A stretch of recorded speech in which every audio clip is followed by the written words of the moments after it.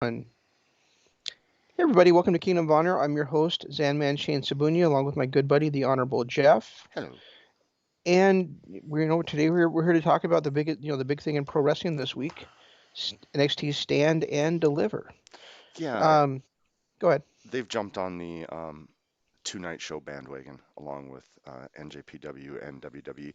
One thing I do want to say before we get into anything, and it's only because it they're trying to make NXT be their own brand.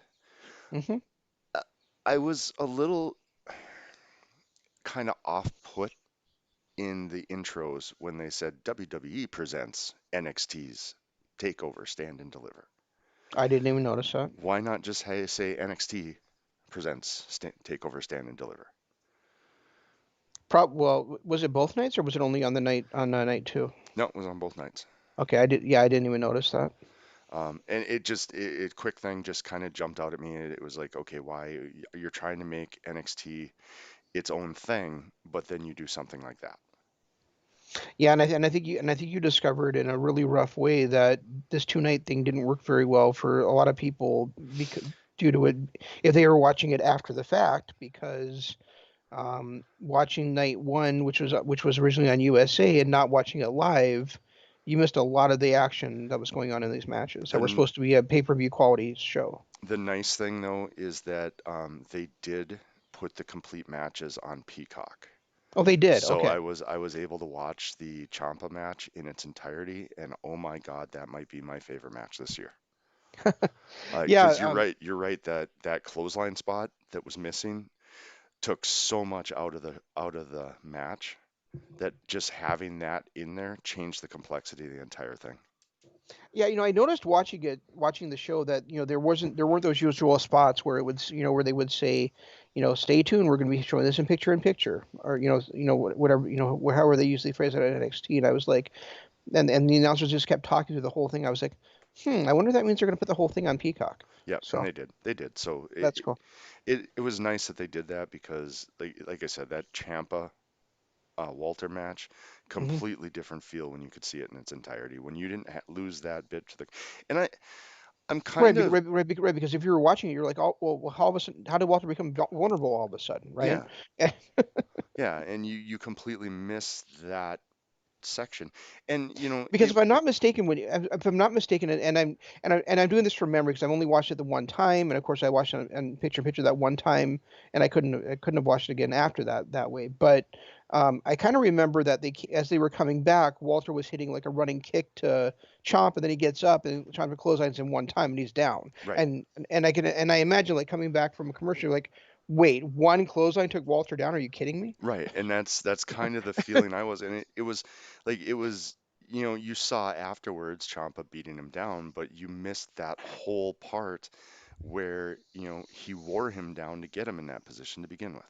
Right, Um, exactly. so it was, and the other thing that I noticed about Peacock and the presentation they did is Hmm. even that night one, when they did go to commercial breaks, they would say on the USA Network, we're going to a commercial break, and they would pause for a few seconds, and then all of a sudden they would continue their commentary. Exactly. So they were doing, you got to hear them still comment on what was going on in the ring, and then you'd have that little segue back where they go, "Oh, welcome back on USA Network." So Okay. Yeah. I felt like that was well done. That's one thing that I'm really really happy that they did because it's not what I'm used to. No, and usually when you're watching NXT on, and I hope they keep doing it this way because usually when you're watching NXT on USA, or you don't watch it you don't watch it live. Next, you come back and that you've missed that entire part of that match, Right. and it feels weird and disjointed. And I know we're used to that from live television, but and maybe this is only a one-time thing due to it being this special two-night event. But I'm glad that they did do that, especially for that big match because I don't think it's my favorite match of the year, but definitely was a great match. It's up there for me. Um, and I had high hopes for it to begin with. I mean, because Oh, yeah, and I did too. But I just I think I probably would like it more if Walter had lost. well, obviously, yeah. Um, yeah, that would have been a better ending than what we got. But it was I thought the match was Because fantastic. didn't he beat him with like a chop and a clothesline or something, or a chop and a kick or something weird like that? Pretty much, That's what I thought. it was that back It was what? to okay, he's worn down enough so I can just pin him easily, Yeah.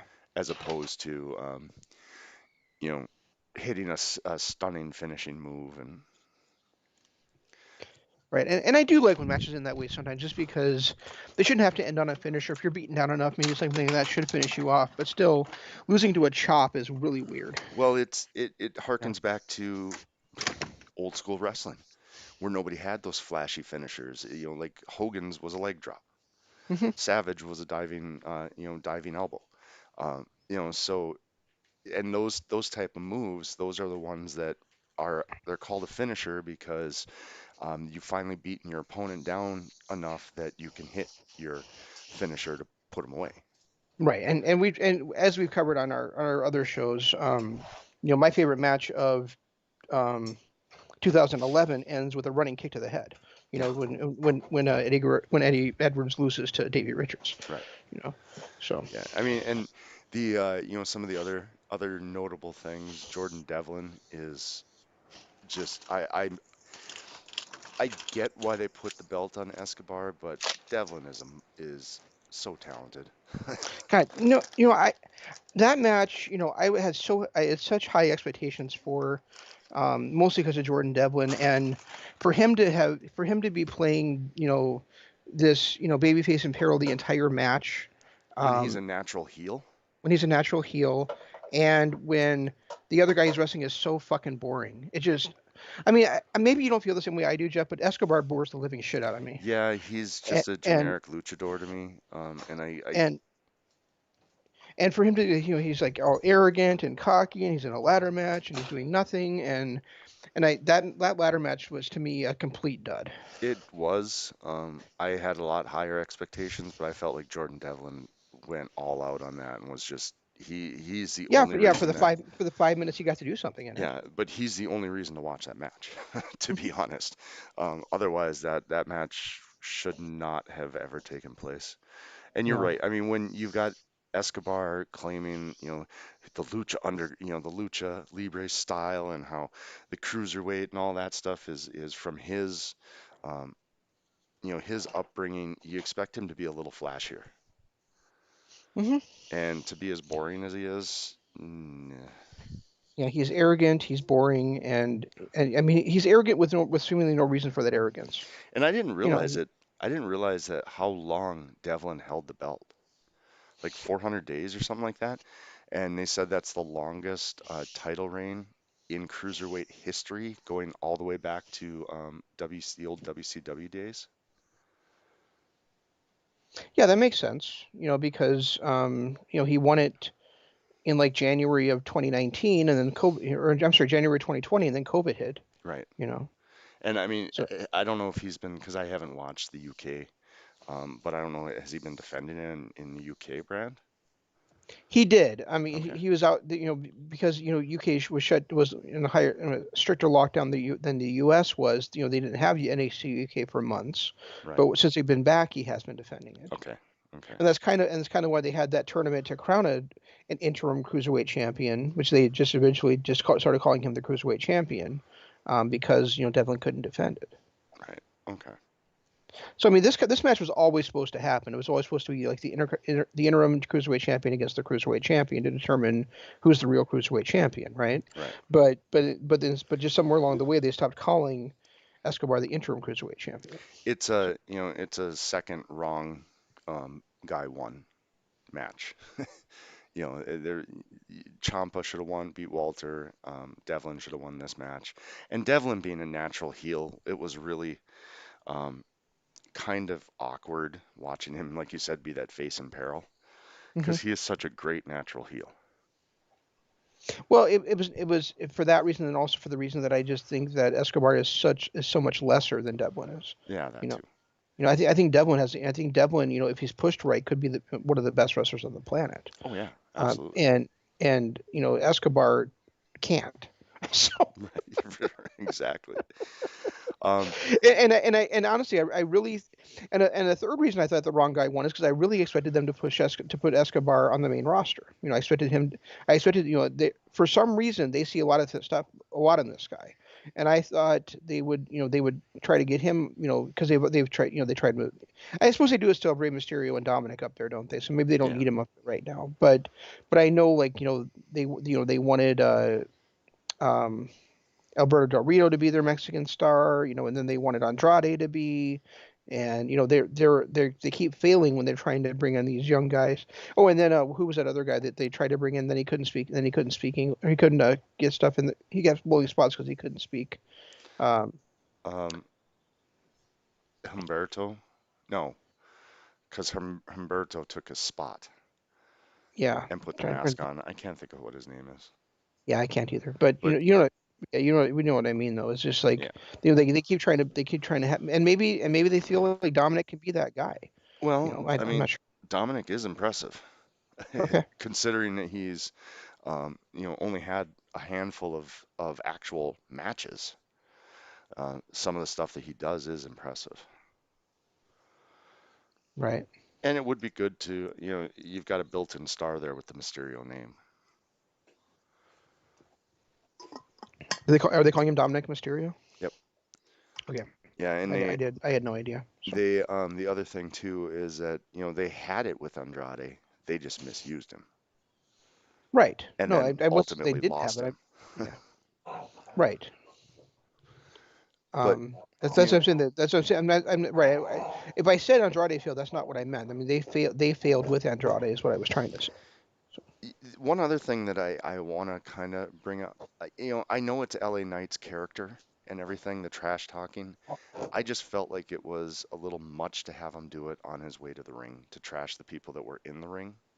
That would have been a better served pre-match promo. that's fair. Um, Rhaegar, enough. Um, I, it's funny because in that match, like I was like, who's going to win that? It's going to be Dexter Dexter Loomis. Loomis, I was so and and happy when he and it didn't. wasn't. Although I still don't know that Bronson Reed was the right choice. Well, but he made sense because they've been pushing him so hard. They've been Right. pushing Bronson Reed so hard, and he beat LA Knight already one time on NXT. And I thought he and Gargano had a fantastic match. Yeah, they did. They did. And their his interactions with Swerve too on Hmm. the to end that gauntlet match was really well done too. Yeah, it was. Yeah. I was not really looking forward to the Gauntlet match at all, and it was, so it was definitely better than I expected it to be. And then Gargano versus Reed was definitely a lot better than Gargano versus Loomis would have been. Right. But I still don't know that I agree with what they said at the beginning of night two, which is what, this on paper is the greatest takeover ever. No, you had a women's tag title match on there. No, you had Santos Escobar on there. Those two things automatically mean it's not going to be the greatest NXT takeover on paper either, and it turned out not to be the greatest NXT takeover. You Well, know, uh, that's just what they do. They do that for every takeover. But you're right. I mean, there's so much better takeovers that they've had um, than either one of these two nights. Uh, it, and again, there was kind of filler matches, like the women's tag title match hmm was a filler match. There was. That's what I hate about these three-night shows. Put on a super card in one show, make it the 3 hours, and leave it be. We run into that with NJPW and Wrestle Kingdom. It's a two-night show now, and it's 4.5 hours each night, but there's a lot of filler matches. hmm Yeah, like for instance, did Kushida and Dunn really need to be in a takeover match? No, Did the women's tag title match really need to be a takeover match? it was a great match though. I mean, Did, did the Dunn versus Kushida. Right, it was, and then, but I mean, it could have used months more build up, and maybe it could have been on another takeover. You Or know, yeah, I mean, it was a TV match, is what it and was. the gauntlet match really didn't need to be on takeover either. And that ladder match left a lot to be desired. So Yeah, and I there were certain things that Just like they could have easily, like you said, the gauntlet match was just 45 minutes of filler so that they could have something and make it a two-night show. Was it really 45 minutes long? I don't know, it felt like it. Okay. I mean, Grimes, every time I see, you know, Cameron Grimes in the ring, and you go all the way back to his, his, Technical Savage days? yeah, I mean, his, Trevor Lee days and Impact. And I kind of wish, because remember, towards the end of his run in Impact, he was almost a lackey for Eli Drake. Yes. It'd be kind of cool to play off of that a little bit. Even though they're different characters, well, LA Knight's the same character, but Cameron Grimes is a completely different character than Trevor Lee was. But it would still be kind of cool to watch to have them play off of that a little bit. I would say that's unlikely. I mean, I wouldn't say it's impossible. That I probably would have said like 5 years ago, but it's unlikely. You know. Right. Yeah, I don't think it because Trevor or Cameron Grimes' character is so much different than what it was then. Right. You know, I do kind of enjoy his Ted DiBiase gimmick. It is fun. It's funny because he also like curses out Ted DiBiase. He's like, "God damn $1 million," it's like, Yeah, "Damn you, $1 million man." You know. yeah, because Million Dollar Man did it better. And Right. people like to point that out to him, so he curses it. But it's he's trying to do that Million Dollar Man character, and I love it. Though a couple weeks back, the basketball spot that he tried to do was fantastic, and he kept losing the money because he kept forgetting to kick the ball out. Right. It's just brilliant. I, I and he paid Swerve, Swerve, to help him in the match, and then Swerve ended up just turning on him, yeah. and then also like that money like when it went flying in the ring around the ring at one point. I think Wade Barrett had a great line during that when Swerve turned on him. He's like, the price just went up. Yeah, I enjoy Wade Barrett on commentary. He's fun. He's really good. He's that good heel color commentator guy. he is, and actually, and Beth Phoenix has improved leaps and bounds over the last year. Yeah. Oh yeah. But I just Well, wish they had somebody. since Go. Morrow's not there, she's improved because I she's just I not just trying to outscream Morrow anymore. I just wish there was somebody better between them. Oh, There was he is somebody brutal. better holding it because like I've said before, Vic Joseph at times is really good, and he's normal, and he's a good announcer. And then at other times, he just like stops Forgets how being to. human. He forgets the English language. Yes, Yeah, exactly. I mean he forgets like sentence structure and how words work. Hmm. Yeah. And he Yeah. was he was off on a couple of matches where he said things that I just went, wait, what? Yeah, and and when he got mad at Beth a couple of times, that was fun too, and mad at Wade, that was fun too. But there were like I told you like last night we were talking a little bit like just very briefly about because we wanted to save it for the show, but about the main event of Takeover in general, like the main event of night two, Right, right. and I felt like there was you said it felt it could have used 20 less minutes to it, and it was only like a 35-minute match or something. So Uh, it, it, go ahead. the runtime when you looked at the start from the video package to the end was an hour, over an hour. Right, but I'm saying the match itself I think was only like 35 minutes. It just So, felt like they'd already done everything they could do, and they were just doing more just to do more. but I felt like it was some comments by Vic himself, and then also just the way the crowd was reacting to the match that made it feel like it was longer than it was. It's Like possible. every time like I like was drawn into the match at the very beginning, and you had mentioned um like I don't understand why those guys just stood there, and I kind of agree with that, but at the same time I kind of thought then I kind of put myself in their mind. I'm like, okay, so neither one of those guys wants to be the first one to make a mistake, Yeah, so they're the, being very cautious to start with, and then of course they were both like neither one of them was going to move, so then they just started flying at each other with fists, and that made perfect sense to me. see, and uh, for me, one thing I've always hated about wrestling hmm. is you've got this blood feud, and these guys hate each other, and it's just they want to kill each other to kill the other person, um, and they come out and they do their flashy entrances. The Usos, back when they used to do that war dance, were perfect examples of that. They'd be in this blood feud, and they'd come out and do their stupid war dance and spend 3 minutes before they actually even made it to the ring. Yeah. And I did like the fact that they kind of explained that away. Like, why wouldn't O'Reilly run up the ramp? Why wouldn't Adam Cole? Because they were draped in, O'Reilly was draped in security, and they brought Hmm. the security and stood him in the middle of the ring so that Cole could get his complete entrance. Yep. But then once the security left, they should have been on each other, especially considering they started with fist flying. To stand there that little bit, looking at to stand there looking at each other when all they were going to do was fist flying, like you said, nobody wanted to make a mistake. They didn't want to make that mistake. So, how about instead of coming running at each other, fist flying, they came, when they ran at each other, maybe Cole ducked down because he's the slimy heel, and O'Reilly tripped.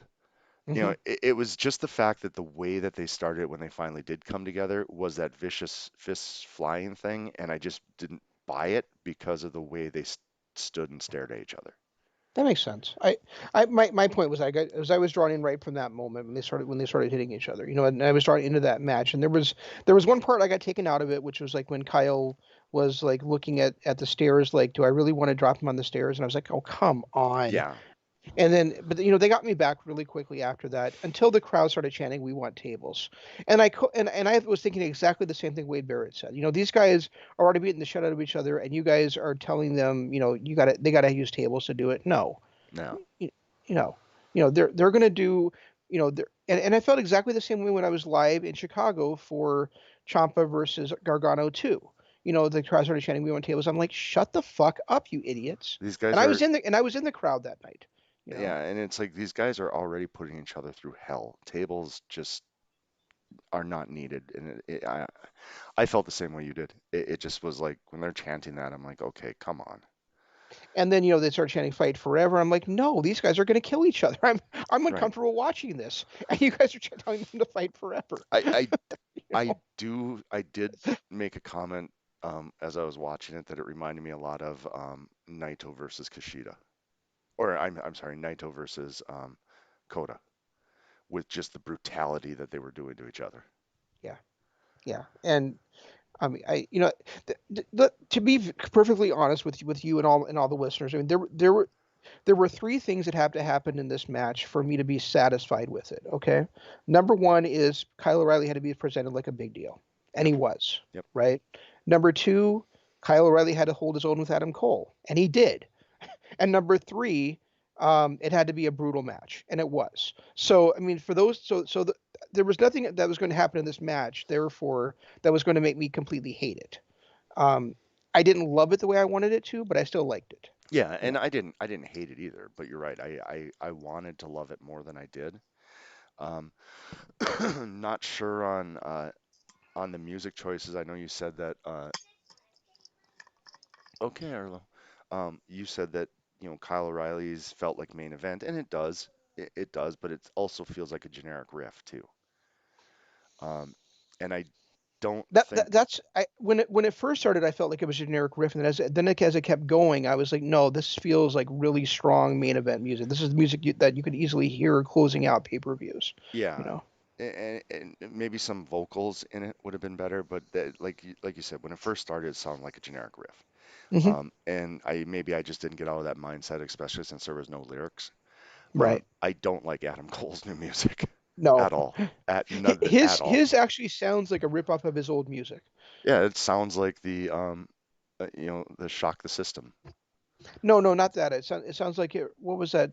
Um, the music he used to use in ROH. To me it sounds like a ripoff of his old ROH music. Oh, I guess I don't And remember. I'm like, why didn't you just buy the music? Yeah, it sounded like they were trying too hard to keep it close to the UE music, Okay. but it wasn't as good, I guess. Like even for starters, I mean, they started the UE music, shock the system, and this one they just screamed Cole. Not Adam Cole baby or any, just Cole. I was like, Right. wait, what? And then the guitar riff, the repetition, things like that, just, and even to the point where he got the classic boom. He even stood up on the apron to do that boom bit. Yeah, he did. It was just, it reminded me way too much of a watered down UE music. I personally did not care for it. See, when I see, and I just looked at the theme. The theme was something for you, and to me, like listening to it, I was like, and maybe it's a combination of the two. Maybe that's why. But when I was listening, I was like, wow, this sounds a lot like something for you. And I'm like, why didn't you just buy something for you then? Right, right, exactly. It's not like they don't have the money. Yeah, Jesus, they just got $1 billion from Peacock. because I remember that being a nice little Easter egg at All In when I went there. Is that Britt Baker, who of course is his girlfriend, or Right. his fiance, whatever they are right now, came out to something for you. Oh, You know, yeah. See, and I didn't wasn't watching Ring of Honor often right, enough to where I would have remembered that. right. I get that. And you had also mentioned to me like last night, like the referee stuff kind of took you out of it. Like, but to me that was just like more like Adam Cole being an asshole. It was just more like reinforcement of the way this guy has elevated his asshole game, where he's going to yell at the referee even when the referee's knocked out, or he's going to tell the referee he's a stupid son of a bitch for we're only having he only had one job when he's the one that knocked the referee out. you know Yeah, it's I just it's and and as far as the referee being knocked out being the one that made the count, well, that's because like Wade Barrett said after that happened, he's like, I don't see any other referee being itching to willing come to out do here this, to get involved in this. but it was just the guy got knocked out, and then y- what, 3 minutes later he's up acting like nothing had happened. Not groggy, not selling being knocked out, just nothing. He just and every other time we see a ref bump, they don't finish the match. Well, I Uh, wouldn't say not every time. well, a lot of times, Okay. especially when they get knocked out, they usually don't finish the match. It Yeah, just but to be fair, it was one punch. It wasn't like he was hit with a chair or hit with a sledgehammer. It was a fair punch to the enough, face. fair You know. enough. So, It was to have him back up like just a few minutes later, acting like nothing happened, is what threw mhm. me. Yeah, that's fair. I also saw like somebody complaining about like the near falls in this match. I'm like, but this match had the real kind of near falls. It didn't have finisher kickouts in it at all. You know, it was like these guys were countering each other's moves. Or they were dodging each other's moves. The only one that I would consider to be suspect would be the one where Cole hit the brainbuster on the stairs, which is the same move he used to knock Kyle out of action for weeks, and then Kyle got his shoulder up, but he didn't kick out of it. He just barely lifted his shoulder. You know, I don't The know. I the other thing, to me, like people complaining about near falls in this match are people that are like really into like let's have three finishers for each guy. right? The one in that sitting chair spot, I mean, we've seen that before. It fit well um, for these characters and the match that they were doing, that they would get to that point where it's just like, fuck it, we're just gonna have our standoff. Hmm. So they, set up the chairs and they punch each other. But Vic screaming like it was the greatest thing he'd ever saw was just one of those, like, that was another one of those, because you'd mentioned that Vic was really off during that match, and Hmm. that was one of those proof moments. Like, why are you screaming like this is the greatest thing you've ever seen, um, when we've seen it multiple times before? Right. Right. And I don't know. the I mean, as soon as I feel like they treat NXT like it's intro to like young people watching wrestling when really I think a lot of the people fans of NXT are guys that have just guys like me and you that are jaded by the WWE product and we're looking for young talent that's actually going to get pushed. well, and some of these the people that are on here are people that we've been watching on the indies and in other promotions that weren't getting their due, that are now getting, big time pushes, like the entire Undisputed Era. I mean, we've been watching Right. those guys for years, and then you get a guy like, Cameron Grimes. I loved him as Trevor Lee. A lot of these characters are people that I really, really enjoyed somewhere else. So Hmm. I'm watching them for that too.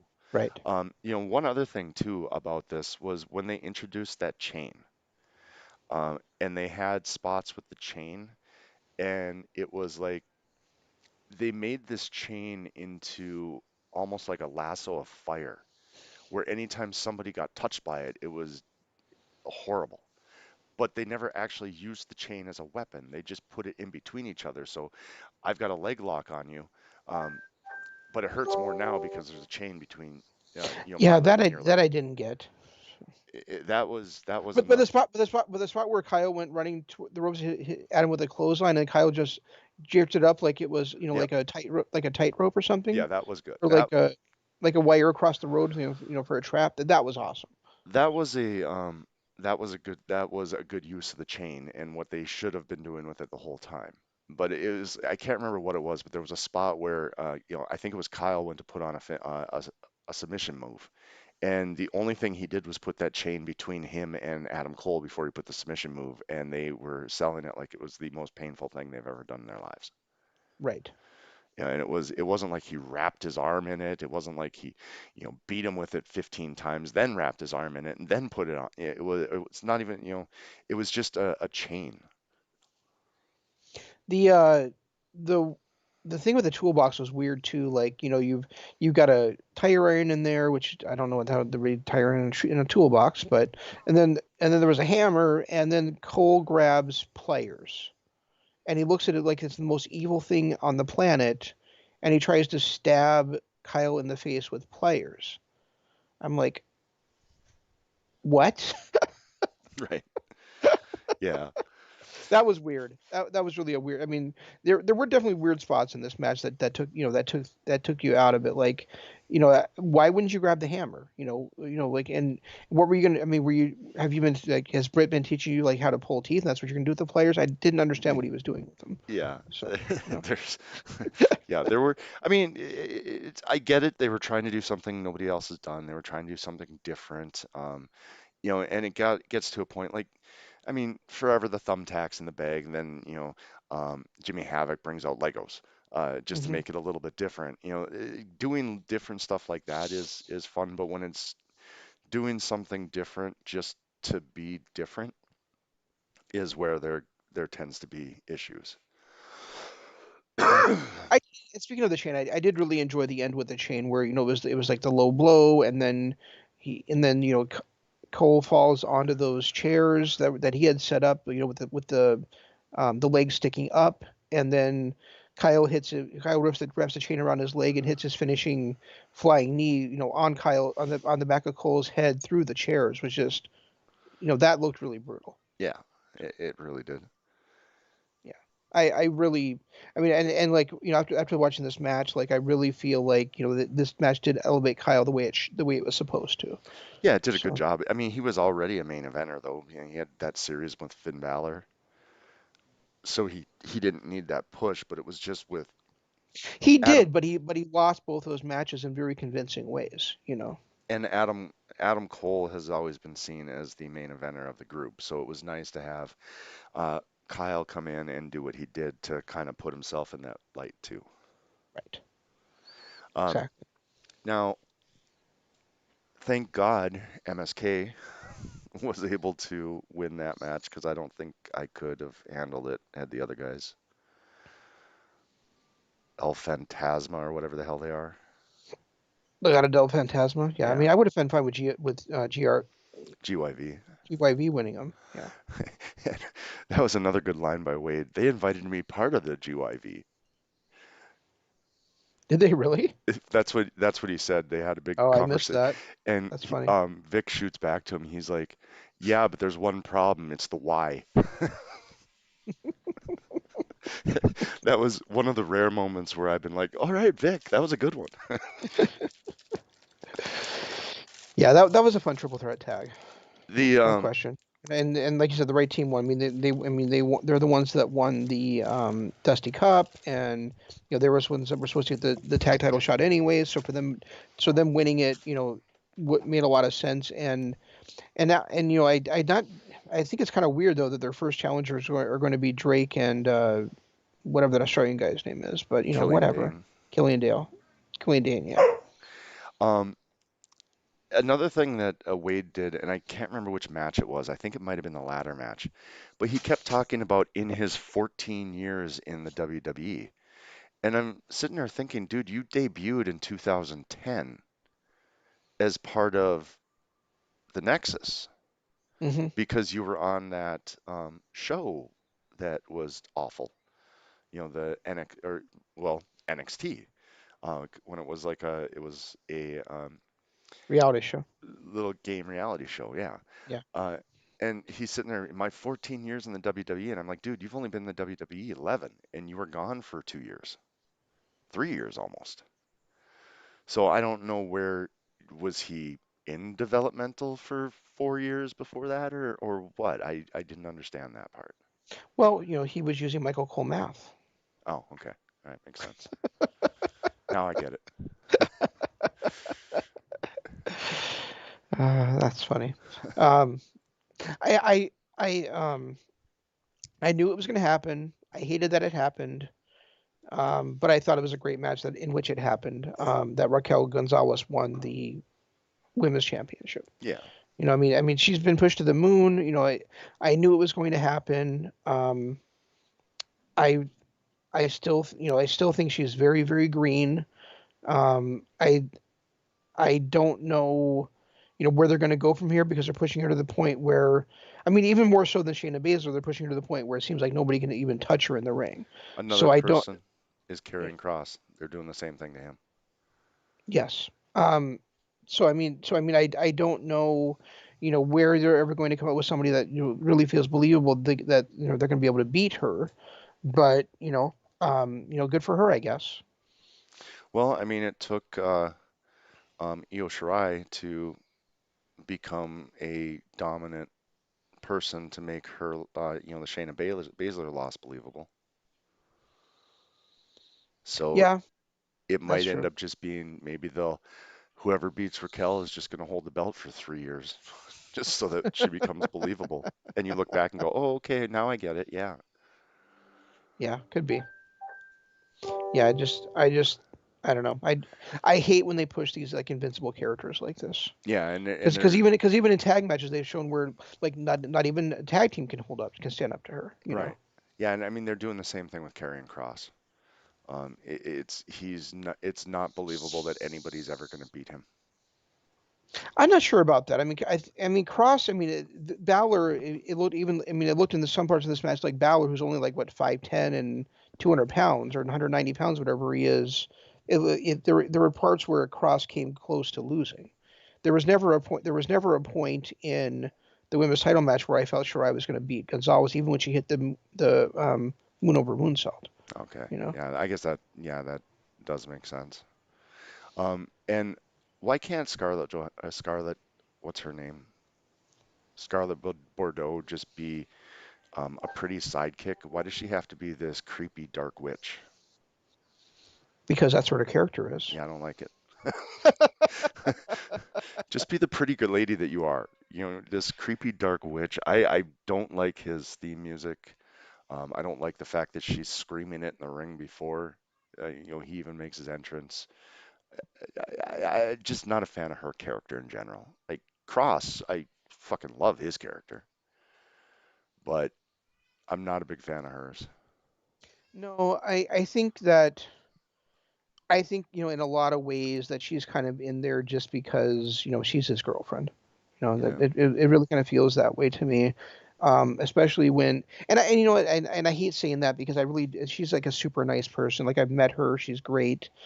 She's very appreciative of the fans. It's just that I just really feel like this is not a role that suits her.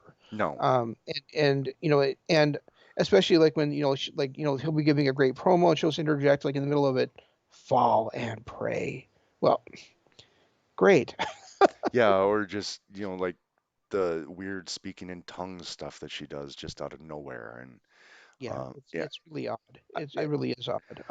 I I liked I. I I, liked I what she really I did. really I really enjoyed her on Impact when she Yeah, did the smoke show. I that's what really I enjoyed was the character there. that's what I was just gonna say is I enjoyed the character, and the character she's best suited for was what she did on Impact. Yep. I was literally just gonna say that, and then but I don't like this creepy dark witch thing at all. No, no, I don't. I like the idea behind it. I just don't think that she suits that character. You And know. it doesn't fit Karrion Cross's character either, to be honest. I Well, mean, it kind of does. If she, the problem is that I think originally, and maybe I'm wrong because I really wasn't following NXT so strongly at the time, but it seemed to me, at least when he came out for his match against Keith Lee to when he won the championship, that she was kind of like almost like his pallbearer, where she was like guiding him and she was like controlling him. And now it doesn't seem like that at all. No, So no, it really doesn't. Um, but yeah, I'm glad he got the title back. yeah, me too. You That's it. know, I really, and you know what? I mean, I really, I guess would have been fine with whoever won that, but it would have seemed weird if Balor was able to beat Kross. well, I mean, we already saw that with Tommaso Ciampa, guy who never lost the belt, never wins it again. Yeah, So it was nice that they didn't go down that route and they let Karrion Kross win his belt back. yeah, it was. And now there's people in line for it too. I mean, it would make sense for Balor to get a rematch. It would make sense for Kyle O'Reilly to get a match against him. It would make sense for Pete Dunne to get a match against him. So there's definitely challengers lined up. Yeah, and it always makes sense for somebody like Cole, Adam Cole, to get a shot at him. Um, I really like Johnny Gargano as his when he first turned heel. Like I mentioned it like what 2 years ago that he needs a heel turn, he needs to freshen his character up a little bit and everything. And when they first turned him heel, and he was this badass, it was not a good thing. But he's developed that heel character now into this, swarmy, whiny comedy, but not comedy guy that I really enjoy just his character in general. Um, and then I loved his whole. One thing I've always liked about him is he always comes out as a Marvel character. Yeah. This time it was Iron Man. hmm With That's yeah, with the W with the glowing W in the middle, that was awesome. yep. Yeah. Yeah, I love his ring gear that he does for NXT for takeovers. That's always fun, and his just interactions with Austin Theory are priceless. Yeah, they are. I I really do enjoy his character too. I mean, it's fun. Um, there's times I roll my eyes at him, but yeah, I mean, he always delivers too. Yep. That's the Yeah, thing is he and always delivers. once he's in the ring, he's like a Daniel Bryan. It's just a guaranteed 4-star match. You're very Yes, rarely ever going to get anything less, especially on a takeover. right. And we Everything, go ahead. everything he does doesn't matter who he's with. I think he made Bronson Reed look like a superstar. He absolutely did. And the previous takeover, I still think that his match against Kushida is in my top two matches of the year. Oh yeah, So, yeah, absolutely. That was a fantastic match as well. um, and we've seen like the last few weeks on Takeover like these dogs running up and down the stairs, and now we're seeing this person is debuting on Tuesday. That's got to be Taya Valkyrie, right? I would assume so. It makes sense. I kind of wish Johnny would come back or would come to NXT, um, so that first of all he gets used to his ability, but hmm secondly that'd be nice to have him and Taya kind of team up like they did in Impact and Lucha Underground and everything. Yeah, I think they said it was Marty something, but I'm pretty sure it's gonna be Taya Valkyrie. Right. Oh So yeah, I'm sure they changed her name. yeah, no, I'm just saying that like, I think with the dogs and we see the heels and stuff, it feels like it's got to be Taya Valkyrie to me. Oh, we'll So see. I guess we'll see on Tuesday now because I they're guess we moving to will. Yeah. Tuesday. And it was funny listening to Vic um, talking about how they're bookending WrestleMania. They kick off WrestleMania week and then they close WrestleMania week by moving to Tuesday. And it's like, wait, no, Raw on Monday closes WrestleMania. Whatever happens on Tuesday, we don't give a shit because WrestleMania season's over with. And also SmackDown's on Friday. Yeah, exactly. So, but um, I don't know. Did you watch any of WrestleMania last night? I didn't. nope, Yeah, I didn't nope. either. I I, I was joking. I jokingly said Melissa yesterday, my wife. I was like, um, I'm sorry to disappoint you. I'm not watching WrestleMania tonight. So yeah, I thought about it and I'm like, I just have no interest in it. no, no. Last night, I instead of watching WrestleMania, I watched Will Ospreay win the World Heavyweight Championship from Kota Ibushi. So that was fun. Wait, what? What? What happened? last last Sunday, they had that world title match, and I watched it last night, and Will Ospreay won the World Heavyweight Championship cleanly from Kota Ibushi. Oh my God, I was unaware of this. I'm surprised you were, because usually you're up on spoilers like that. So I had no clue. yeah, Yo and Sho are the new junior heavyweight tag champions, and Will Ospreay beat Kota Ibushi for the World Heavyweight Championship. Guess what I'm watching tonight, or as soon as we're done with this show. I honestly had no clue. I was holding off on watching that because I just had so many other things going on. And I I'll, hadn't gotten any spoilers or sorry, anything. So my that's I'm sorry, I didn't mean to no, ruin it for you. So it's what I wanted. I mean, we talked about it a couple weeks ago that I really wanted him to win that belt because he needs that with the way that they started, Empire back at Wrestle Kingdom and everything, and he's just not gotten. I haven't felt like he's really gotten his due since his heel turn. and it's a nice touch that at both the New Japan Cup Finals, and then also in this match that the United Empire, now with now a new member, we're standing outside watching him, in these matches, but they didn't interfere whatsoever. It was Nice. they didn't interfere. They didn't like go out there and like pull him up when he got knocked down. They didn't like block Coda from going after him. None of that stuff. They're just standing there watching the match. They let him win on his own merit, Let him win on his own merit. which is Yep. not something you see from a heel faction ever. Correct. Correct. So it's great. It was great to see him do that, and then the aftermath after was kind of fun too, where he and you don't usually watch the aftermath, so I'm just gonna let you know what happened. Like after he comes out, he's like you should have killed me at Wrestle Kingdom, because now Okada, I want you next. I want you to be my first challenger for this belt. And Okada starts coming out, and he grabs the mic. He's about to say something, and then Shingo Takagi is right behind Okada and takes the microphone away from him and says, "Wait, wait, wait, wait, wait." He says this in Japanese, but it gets translated. He's like, I beat Okada in the first round of the New Japan Cup. So if Okada gets a shot, I get a shot first. And then he looks at Okada and goes, and then after I beat him, you can be my first challenger. so, Nice. so now it's all so now we have the next two challengers for Osprey lined up right in a row, Shingo, and then assuming he beats Shingo again, then Okada.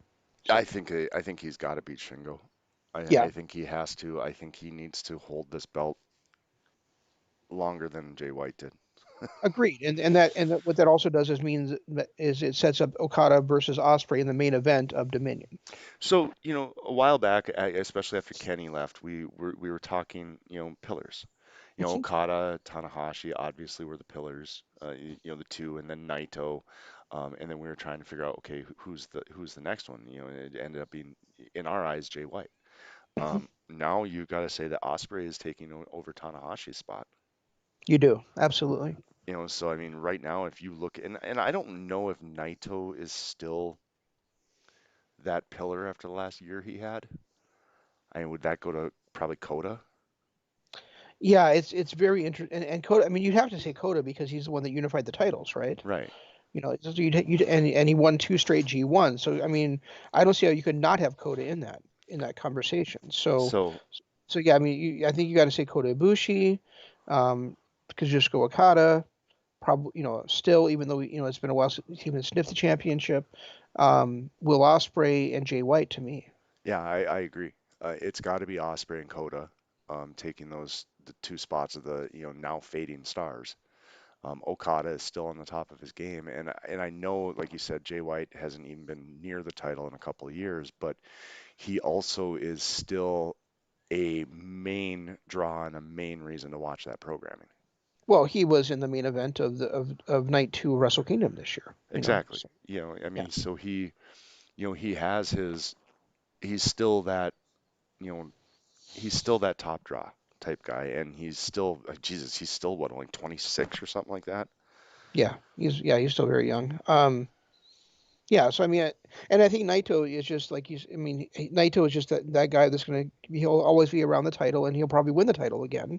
But I just wouldn't say he's one of the.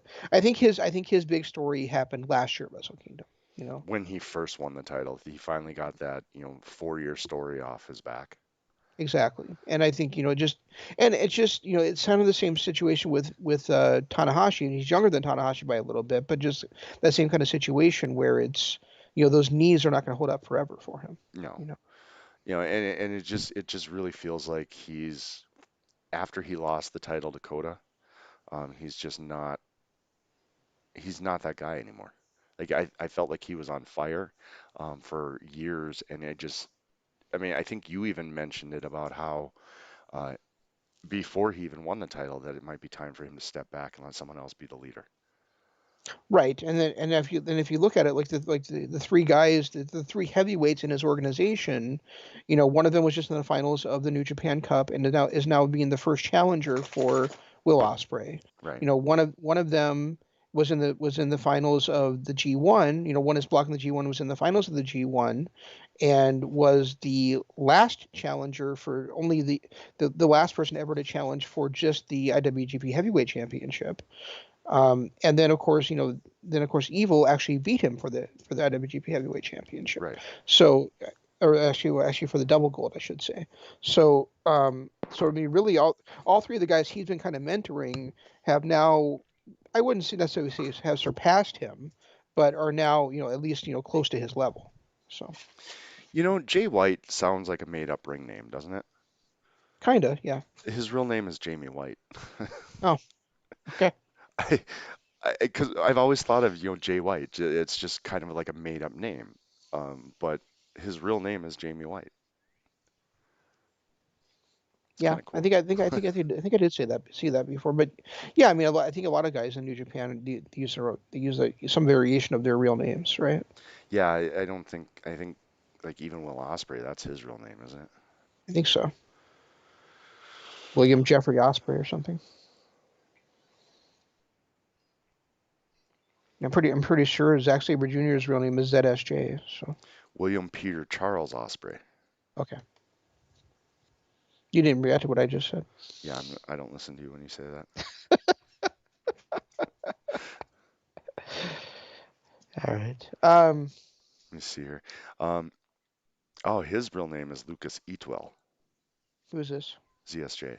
Oh, really? Yeah. Interesting. God, he's young too. I didn't realize he was so young. What is he like? 28? No, he's more like he's 33. Okay. But that's young when you consider I've literally been watching this guy for almost a decade. Osprey's 27.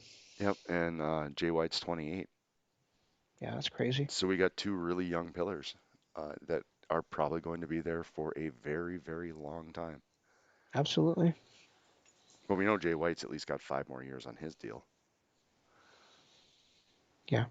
Yeah, Osprey.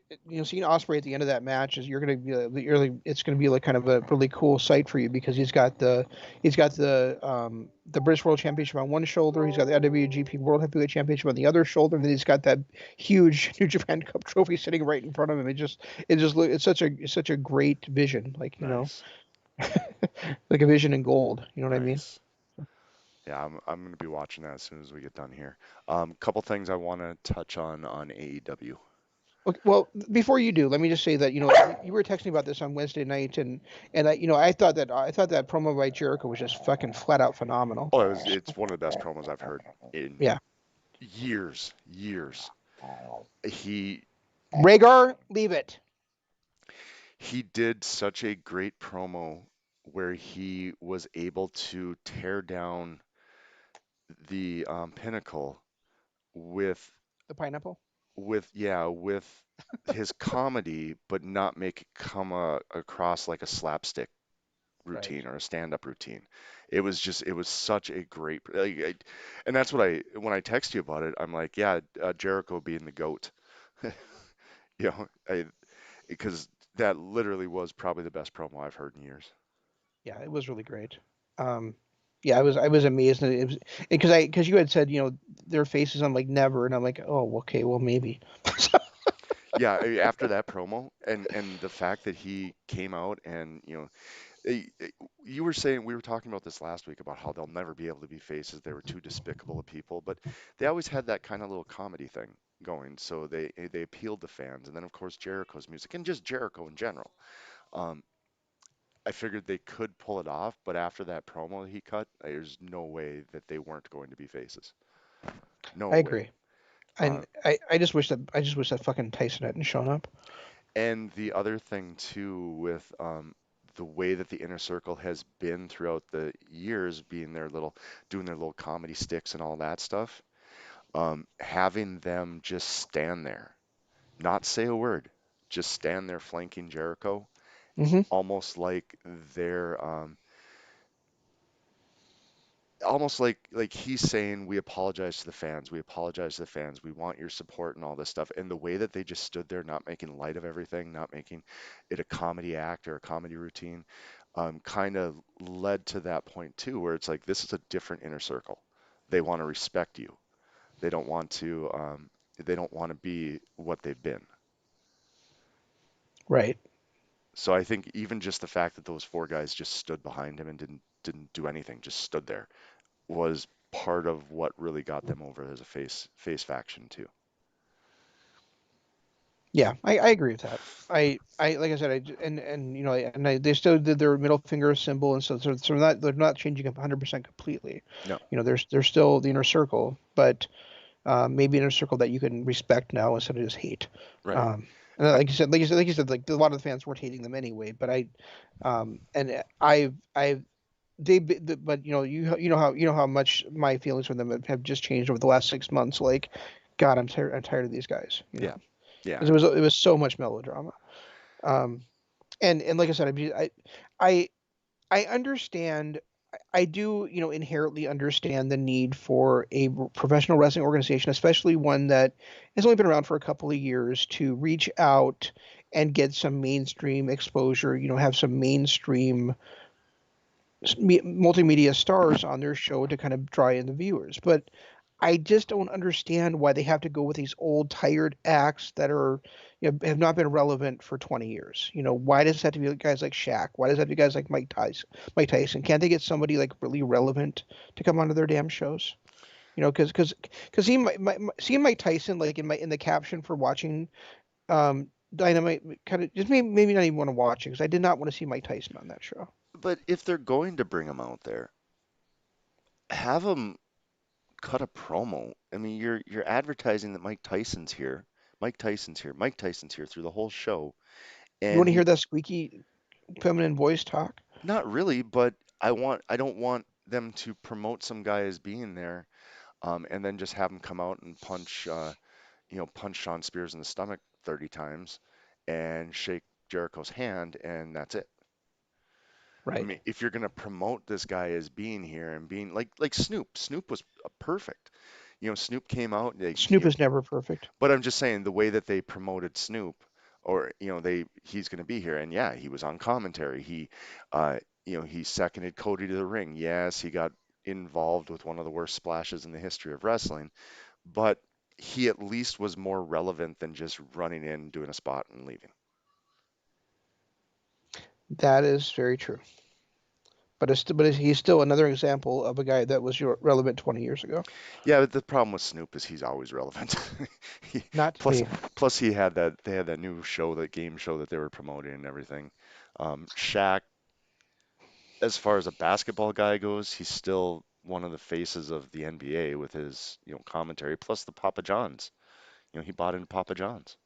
You know what I'm trying to say, Jeff. No, I get it. I definitely get it. I just wish that if they were to do stuff like that with celebrities, they at least have them be a little more relevant than, I mean, granted, it was nice to see Sean Spears get punched a million times. Oh my God, Lashley kept the title last night against McIntyre. Ugh. Well, I guess I'm not watching WrestleMania. That was really the only, and that's another thing too about WrestleMania too. This whole story about Edge getting, his belt back that he never lost, and winning. Why did it have to become a triple threat match? I don't know. Is it to make, if they do decide to pull it off Reigns and put it on Edge, to make it more believable? I mean, Edge was already believable. I think it was because people just didn't weren't as interested in Edge versus Reigns. Possibly, I guess. Yeah, it's possible. But yeah, I Cesaro really Cesaro pinned Seth Rollins.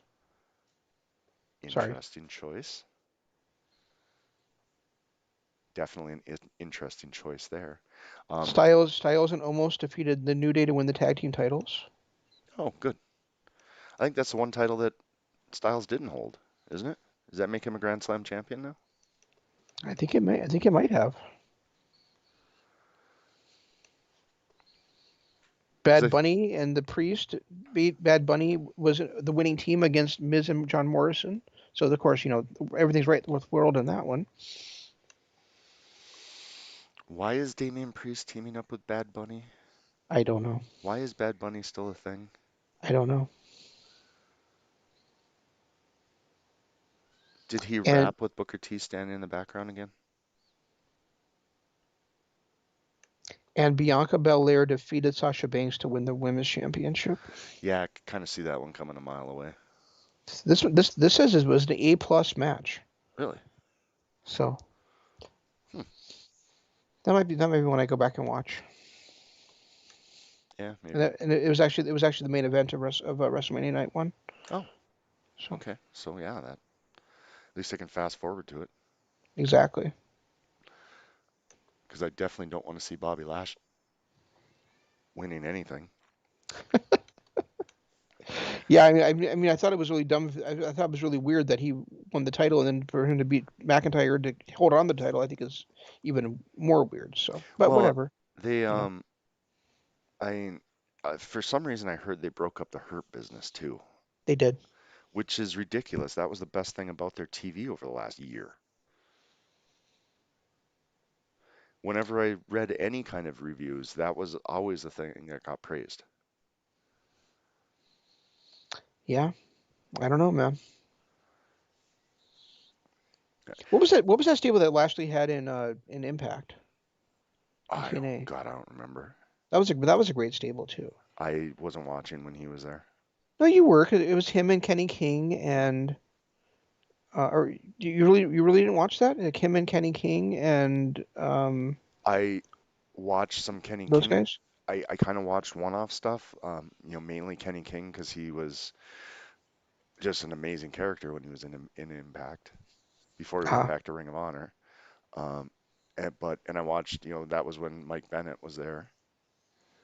okay. So I watched a few things, one-off stuff usually, but it also wasn't. I didn't have network TV, and they didn't show Impact anywhere ever. Oh, okay. So you never saw the Beatdown Clan then? No, nope, never saw Okay. them. All right. Yeah, it was MVP, Kenny King, Lashley, um, and then Homicide, and then at times other people were part of it like Samoa Joe, Low-Ki, Eric Young, and Hernandez. So The last time I really remember watching Lashley in Impact was when Hogan came in. Hogan and Bischoff came in, and his wife went in and quit on his behalf. And then they left the company, and he went on to be an MMA guy. gotcha. That's the last time I really remember Lashley being an Impact. Okay. I know he had a hell of a run though with the world title and everything. Yeah, he did. So all right. Well, I'm sorry. I just thought I would check to see what the WrestleMania results were. So uh, I I guess even though I didn't want to watch them, it's still even though I'm not really a big WWE guy anymore, just I still kind of like care about WrestleMania. I still care about in general because, like I said, I've said it before. There are still some characters there that I really, really like. Cesaro, Daniel Bryan, AJ Styles, Edge being back. They've got a lot of characters there that I enjoy and have always been favorites of mine. So I kind of keep an one eye halfway turned to them just to see what's going on. Hmm. Um, but yeah, as far as the product goes, I don't like their presentations. I don't like, the way that they're force feeding us another Bray Wyatt Randy Orton WrestleMania match. And after the maggots appearing on the ring, I don't know that I want to watch that. ever Well, I again. don't ever want to watch another Randy Orton match, period. So See, Randy Orton to me is still one of the best ever. I know he is, but I keep telling you, it's just I cannot stand. He's just been there too long. You Yeah, know. and he's been there too long without a character change. I mean, he turns heel and then he's just a different variation of the same character he is when he's face. Like a slight variation. The only difference is that he's now heel.